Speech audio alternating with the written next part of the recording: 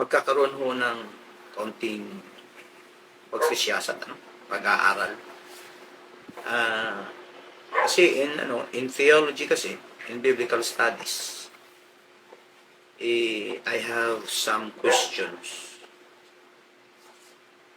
But ito ho ay answerable lamang sa Hebrew, Aramaic, Greek, even Septuagint Bible. Not in English Bible. Ano ho? Kaya ang tanong ko nga po ay, who is God?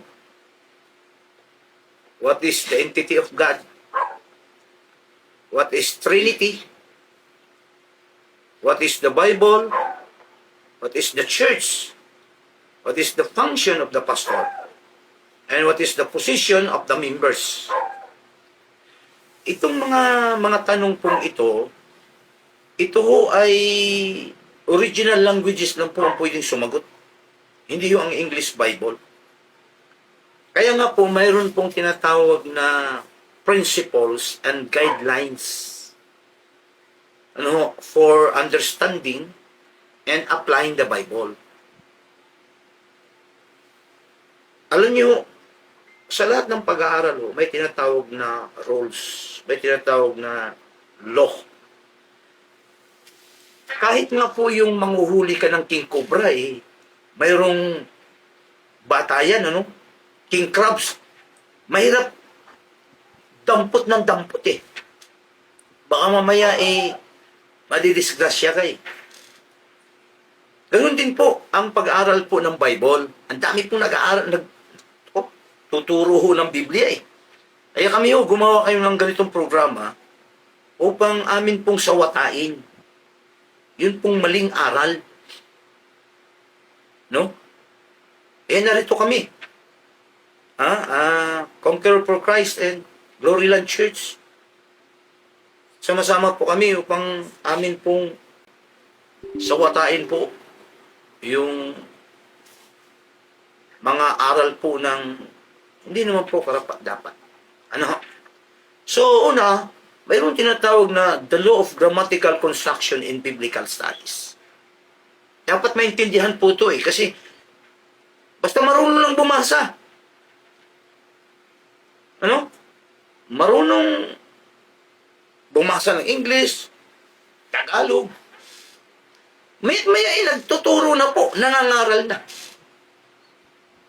Danger po yun, Pinakakatakot sa sitwasyon. So makita natin, grammatical analysis depends on the knowledge of the original languages. I repeat, grammatical analysis depends on the knowledge of the original languages. Hebrew, Aramaic, and Greek Bible. Now, even Septuagint Bible. Now, listen.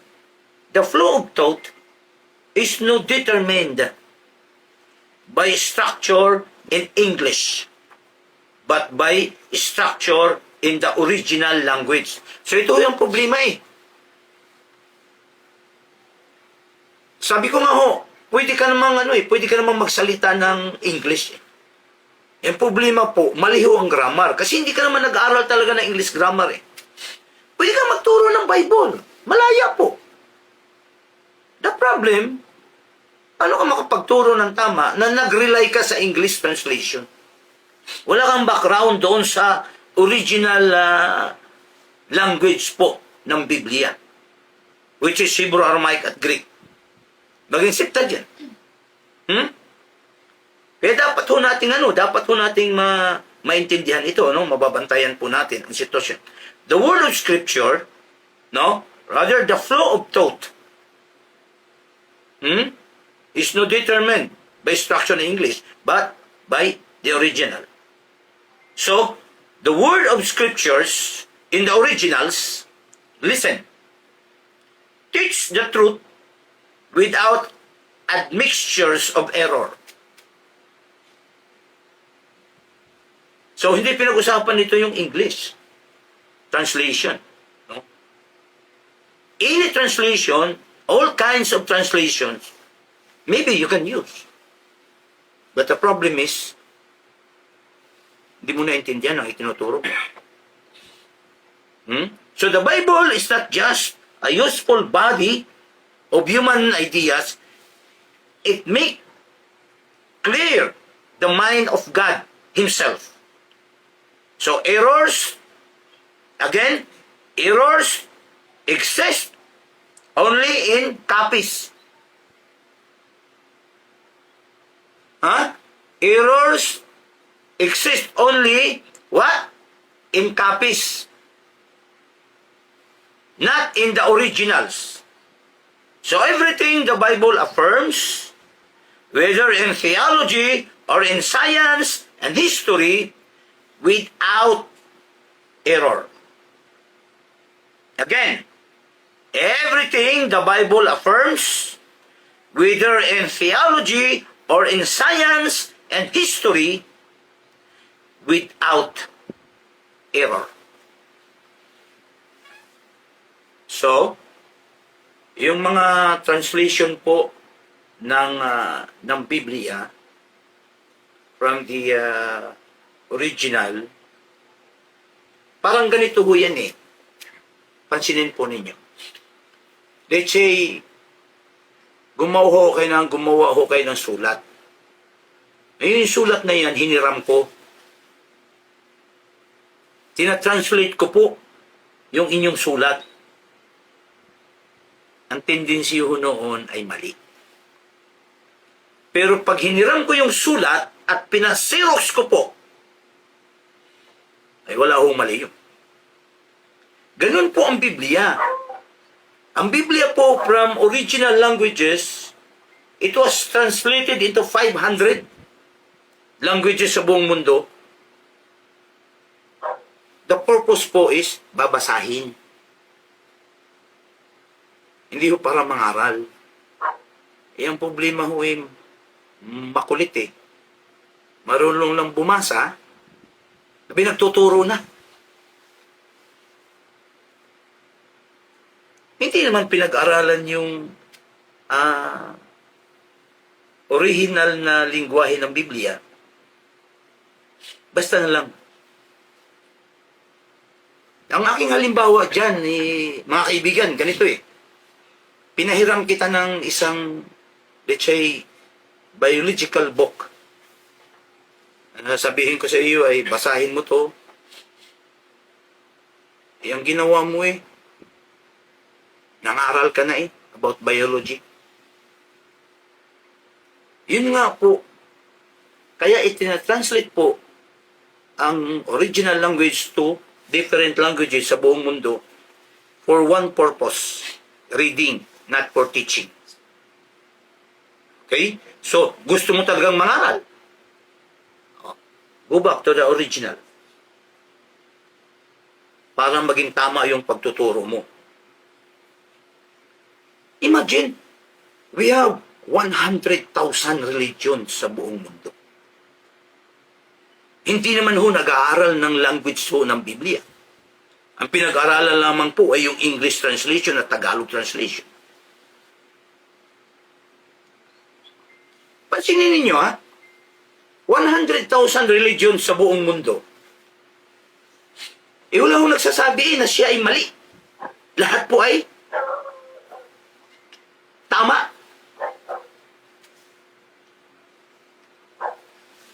Ang tanong, lahat ba yan sa Diyos? Kung lahat ho ng religion sa buong mundo ay sa Diyos, wala hong impyerno. Lahat po ang tao nasa langit.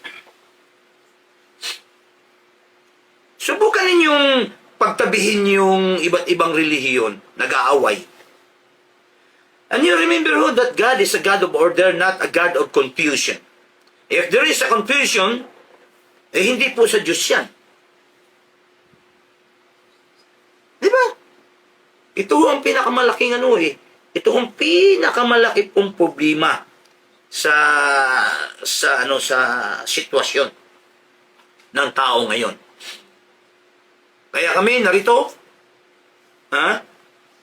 amin pong sisikapin na maituwid po namin yung mga maling aral. Wala na po eh. Wala na pong pakialam. Ano? Ang mga tao basta't magtuturo. Basa si Tagalog, basa si English, and then paliwanag. Nako. Sabi pa nga eh, mayroon daw tinatawag na exegesis at mayroon daw tinatawag na exegesis. Ay, hindi ka nga nag-aaral ng grammar ng Greek, Hebrew at Aramaic eh. Kalakas loob magsasabi na exegesis. Alam niyo po, mayroon tinatawag na Greek vocabulary. Pag sinasabi pong word na ace, ang ibig sabihin, into. Pag sinasabing ek, out of. Kaya nga po itong mga taong ito, pag mayroong naririnig silang mali, exegesis yan. Hindi yan exegesis. Just imagine,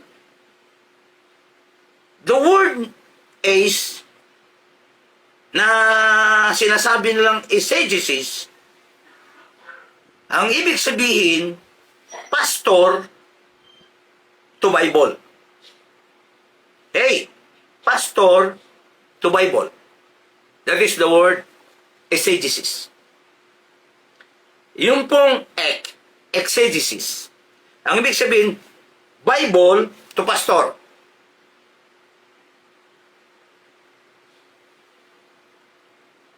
Ano ibig sabihin nun? Yung original languages ng Biblia, yun po yung ilalagay sa utak, sa isip ni pastor. Para siya ho ay makapagtuturo ng tama. Hindi ho yung, kung ano ho yung guni-guni, ano yung kutob, ano yung pakiramdam, binasa ang talata, ano yung pakiramdam, siya lang sinasabi. Hindi niya inalam kung ano yung grammatical connotation, grammatical explanation, yung talata na kanyang ginamit. Sige lang. Sabi ng sabi. Hindi nyo dinadala sa langit ang inyong membro, dinadala nyo sa impyerno. Lagi ko pong sinasabi ang inakay, naghihintay po yan kung anong isusubo ng inahin. Pag sinusubuan ng inahin niya ng bulok, nilulunok ng inakay. Ang membro ho, lagi po yang umaasa sa pastor.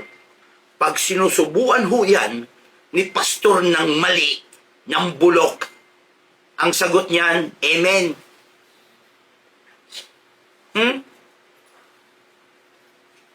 Ulitin ko, ang dami. 100,000 religion. 100,000. Marunong lang bumasa ng Biblia, nagtuturo na. Sabi ko nga, pwede kang magsalita ng English. But, wrong grammar. Dahil hindi ka nag-aaral ng English grammar, nagsasalita ka ng English. Pwede ka magturo ng Biblia. Anytime, walang problema. The problem is what? Mali yung itinuturo mo. Bakit? Hindi ka nag-aaral ng original language ng Biblia para maging tama. Dahil nga po, yung flow of thought is not determined by the structure in English, but by the structure in the original language. Ito ho ang katotohanan na dapat po nating pamantayan sa atin pong pag-aaral.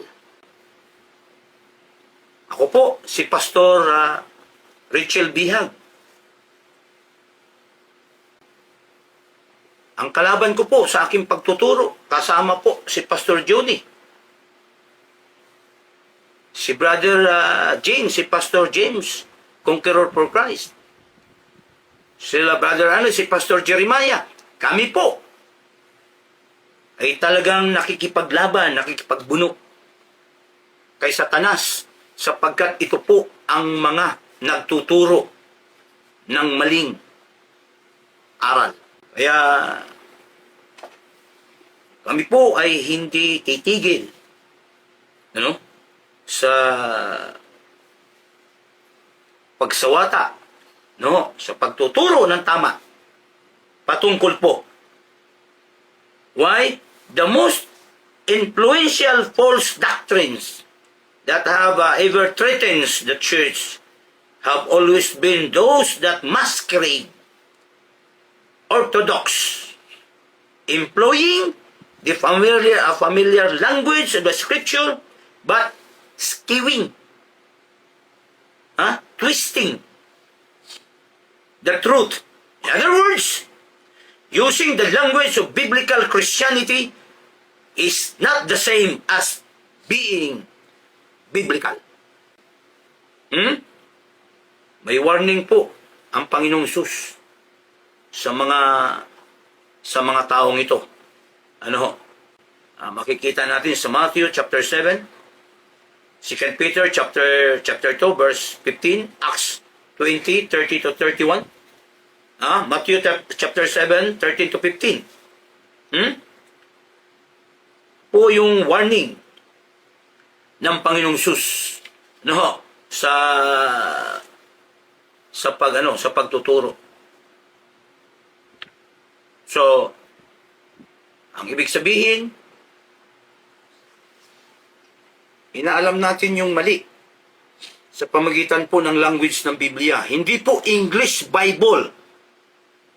English Bible, just only a translation. I repeat, kung ang translation po ay umaasa kayo at ang translation ay tama, lahat ng translation ay tama.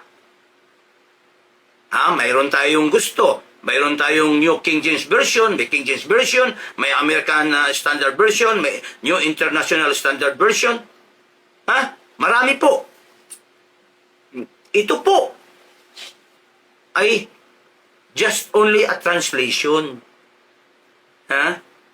Ngayon, panghawakan natin na ang translation ito ay talagang inspired word of God.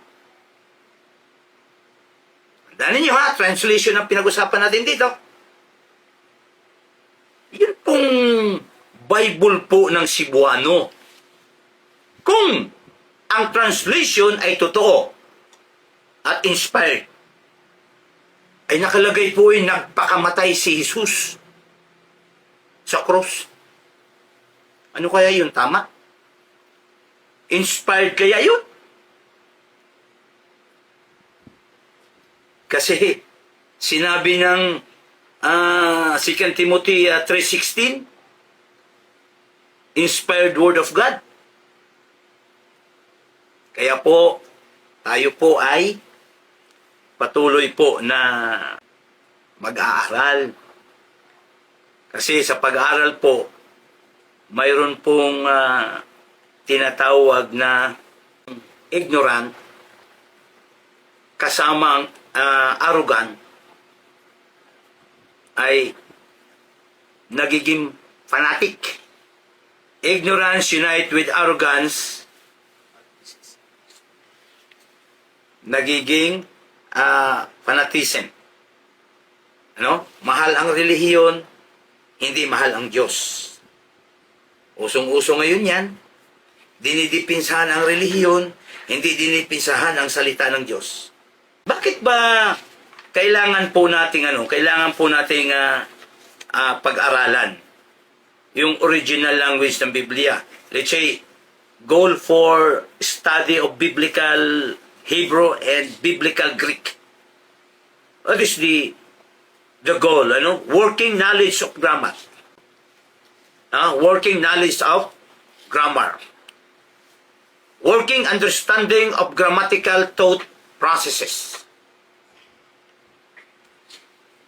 Pag ang nagtuturo po ng Biblia ay hindi nakakaintindi ng grammar ng original language ng Biblia, sorry po. Kahit po tayo ay magkakasubukan, kung kaya niyong idipinsa yung inyong pagtuturo na tama.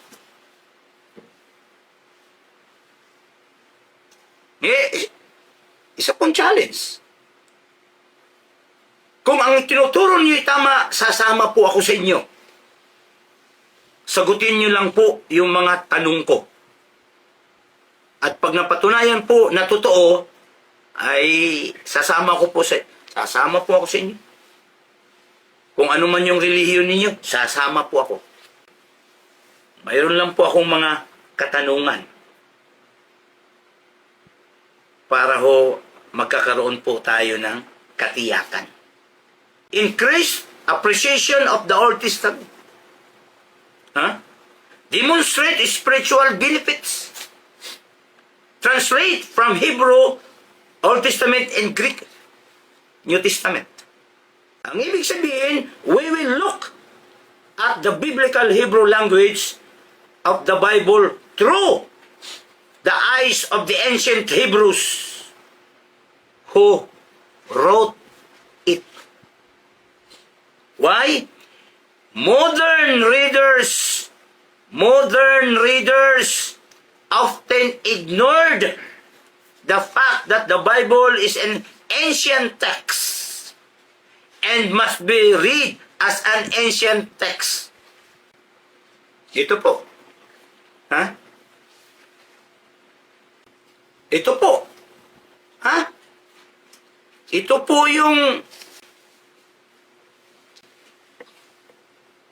po yung mga language po ng Bible. Hindi lamang po marunong kang bumasa. Ang mahalaga po, naintindihan mo yung grammatical connotation, grammatical construction, and grammatical explanation. Hindi po biro.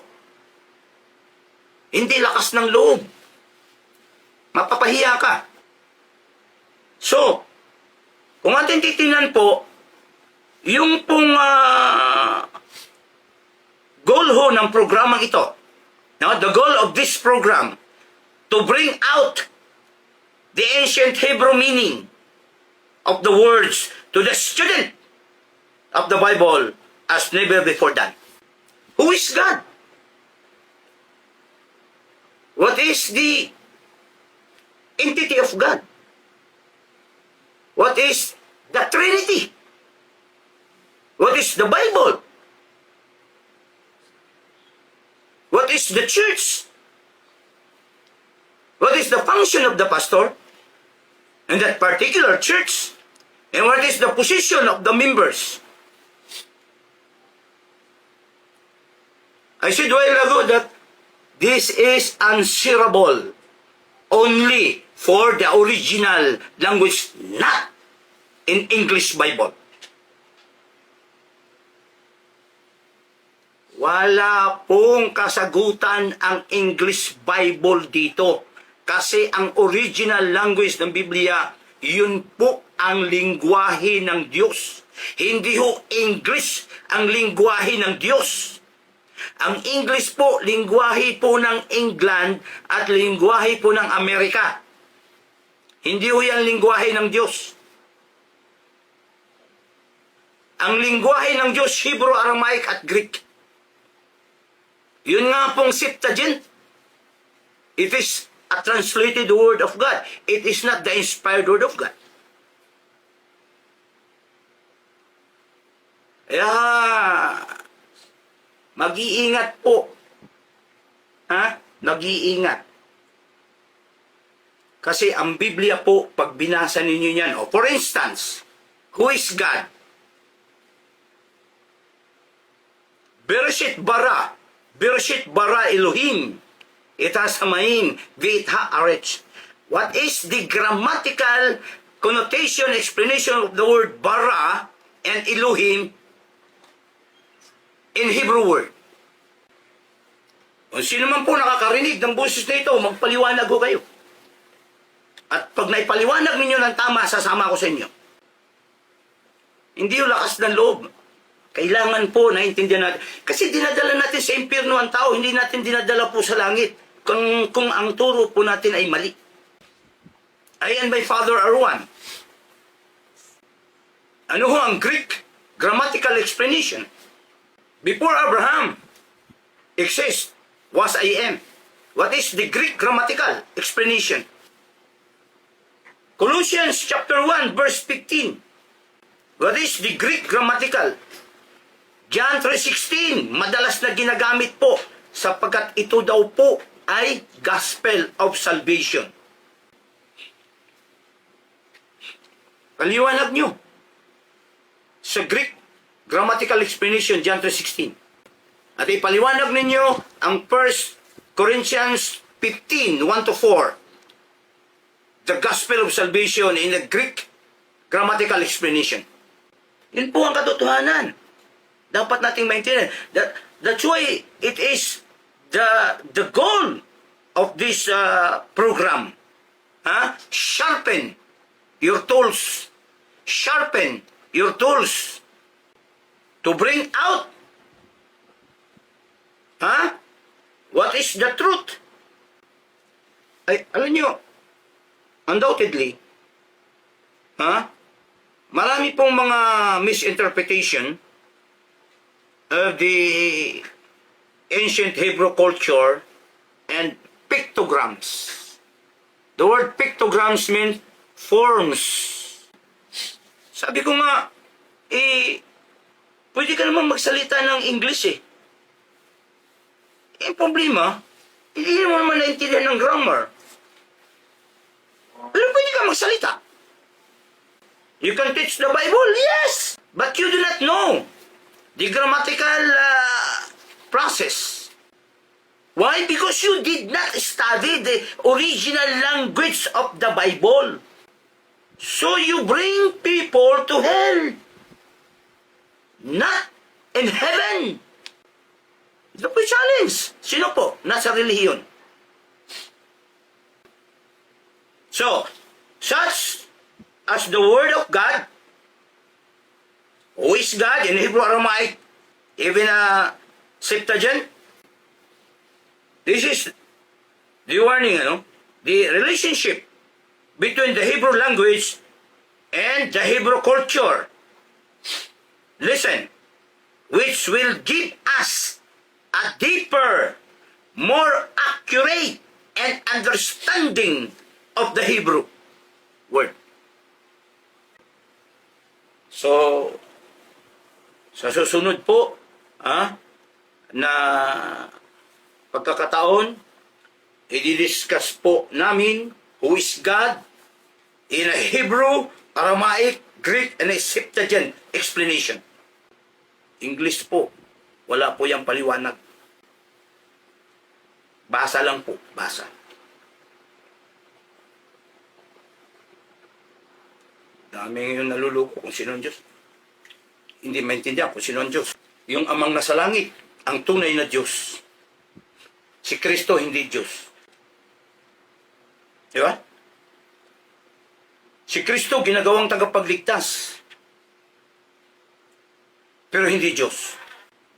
Kaya sa susunod na pag-aaral, ilalatag po namin sa inyo kung sino ho ang Diyos sa Old Testament.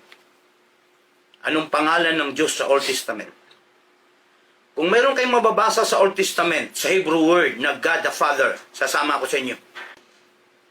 Kung meron kayong mababasa, God the Father sa Hebrew word, sana ho, mayroon para ako'y makakasama sa inyo. Sa Hebrew word.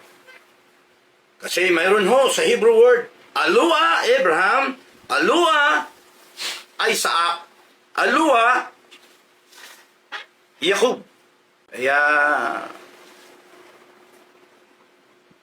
salamat po sa pagkakataon na amin pong isiniwalat yun ang kamangmangan ni Satanas sa amin pong pag-aaral.